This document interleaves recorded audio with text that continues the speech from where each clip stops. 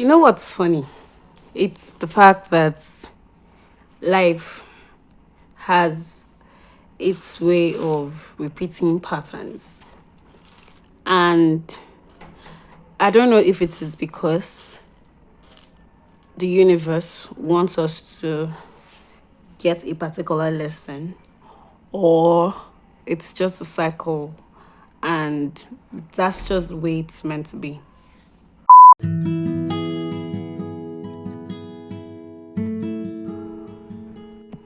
Hello, my people. My name is Mimi, and this is a dash of colors. Welcome to today's episode. If you're a consistent listener, welcome as always, and thank you so much for tuning in. And if this is your first time listening, welcome to our safe zone. Do not forget to subscribe to the channel if you're listening on Spotify, Google Podcast, or even if you're using Anchor. Do not forget to subscribe. This is important because if you subscribe, you will always be notified whenever I upload a new episode. So, recently, I've just been thinking about how my life fell apart as a result of certain choices that I made a few years ago. And at first, it was so overwhelming. It was actually a very overwhelming thought because I just felt like, I had no idea what I was going to do anymore. I was doing so many things. I'm a teacher. I now sell skincare products sometimes.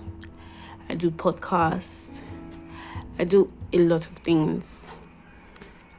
But it just seems like all of those things do not measure to the kind of life that I used to have.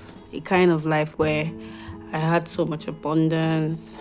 I could afford whatever I wanted without having to talk to anyone about it. I was not living off a salary. I was doing okay. I could take care of my parents. I could provide for the people around me. I was a blessing to people's lives.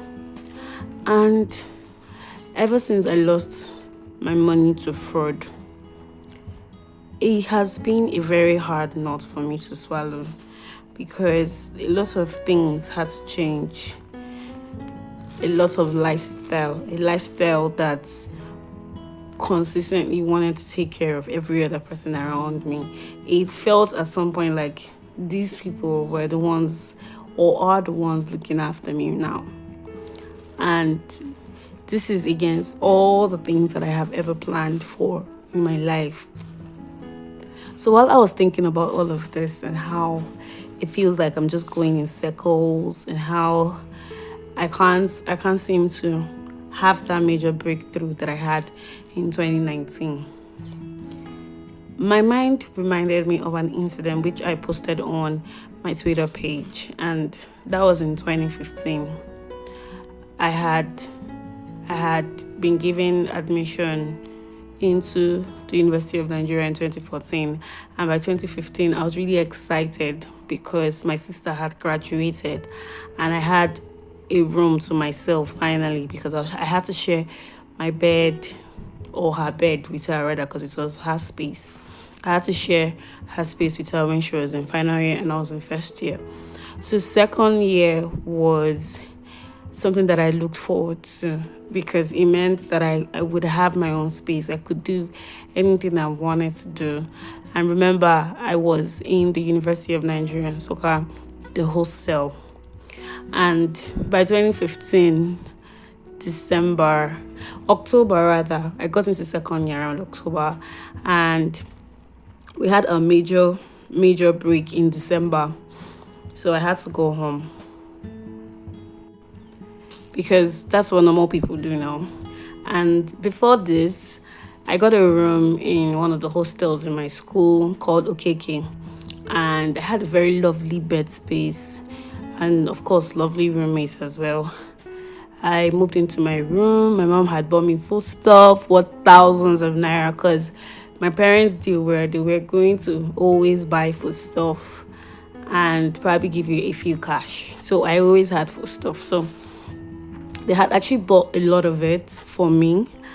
My clothings were there, my shoes, everything that I had as a person, my work certification, my results from secondary school, my birth certificate, every single thing that I had, even my admission letter into the university, everything was in an envelope just right on my bookshelf. That particular day, I packed my things. I took just 3 dresses, and I came home because the holiday was just for 3 days. So, and I lived in Enugu, so Nsukka from Enugu wasn't so far. So it was easier for me to like spend a few days at home, then come back to Nsukka for school, right? So it was the 26th of December, if I remember clearly. It was around 7 p.m. and I got a call on WhatsApp. Was it a call or someone texted me? Either way, it's either someone called me directly or someone texted me and texted me a video of a burning hostel. And I was like, where is this kind of fire happening in Nigeria? And I looked clearly and I saw Okeke. It was very funny to me because I stayed at the final series, the last floor. So I started asking questions, started calling on phone, what's going on? Started calling people in school to find out what exactly was going on. And guys, I realized that people I called told me that my series got burnt and everything, that they could not save anybody's anything. I lost my mind that very day. I ran down because I live in church. I ran to the church. And I remember I knelt down before that altar and I cried and I said, God, please, I'm not a very religious person, right? But I still believe in God, and that's why I'm asking you to please save my things, because I had no idea how I was going to restart from the beginning. Like, everything that I have as a person was in that room. And it was so funny because I prayed, I cried my eyes out before I could tell my mom what was going on and everything. They were like, I should calm down, whatever the situation is, that we'll figure it out and all of that. I didn't sleep that night though, guys. Like, I cried my eyes out because I know, yes, there were material things, but to me, I was just in second year and I looked forward to that year a lot. And the disappointment that came with losing my things wasn't exactly the kind of plans I had for myself. Do you understand? So it was a little bit very overpowering for me. So why I told this story was, it's similar to losing my money in 2020 to fraud, because I lost everything. Like, when I say everything, I lost every single thing that I had. The money that I saved, I had to pay off as much as I could to aggrieved investors, even though I couldn't pay off everything.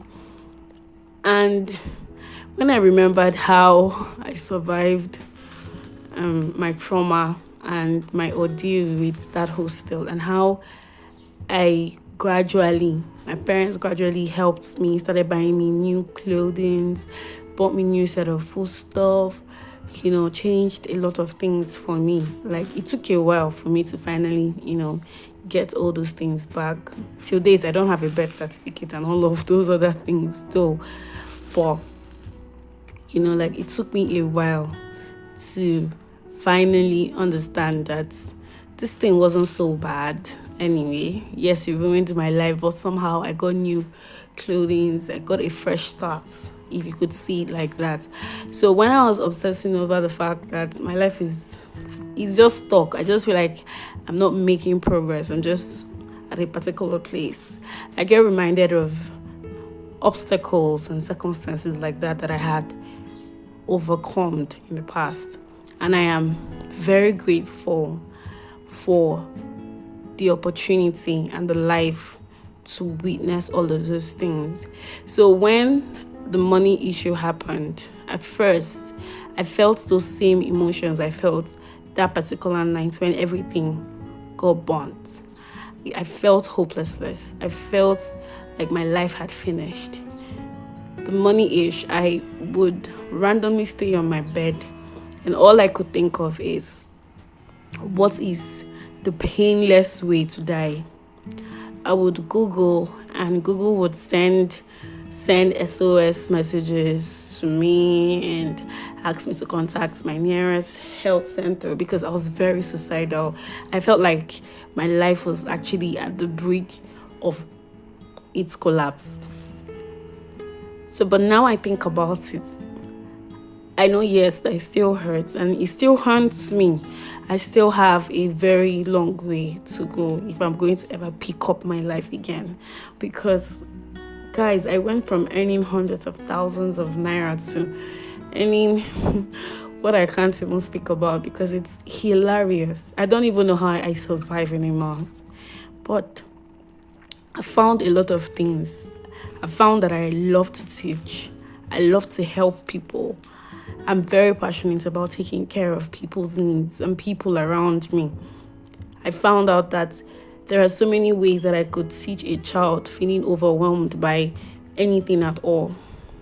I found all of those things, and that was my fallback when I fell flat on my face. So the reason why I'm sharing this is because I know that everybody is struggling with something.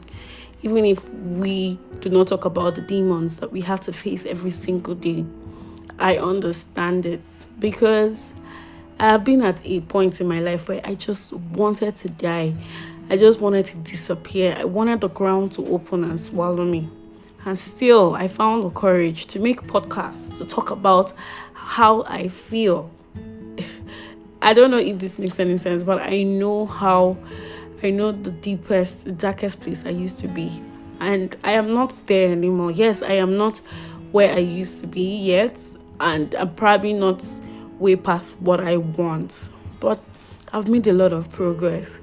So today, I'm just reminding you to recognize your progress. Recognize that you're doing something. The fact that you're giving yourself an opportunity every day to attempt life is more than enough. It's something that you should be grateful for. So I just hope that someone listening to me understands that everybody has their own fair share of troubles. Everyone has their own fair share of problems that they cannot even talk about to random people. But we're still living. We're still trying to do our very best. So if you're that kind of person, please hang in there. Thank you for listening. Do not forget to subscribe. My name is Mimi. See you next time.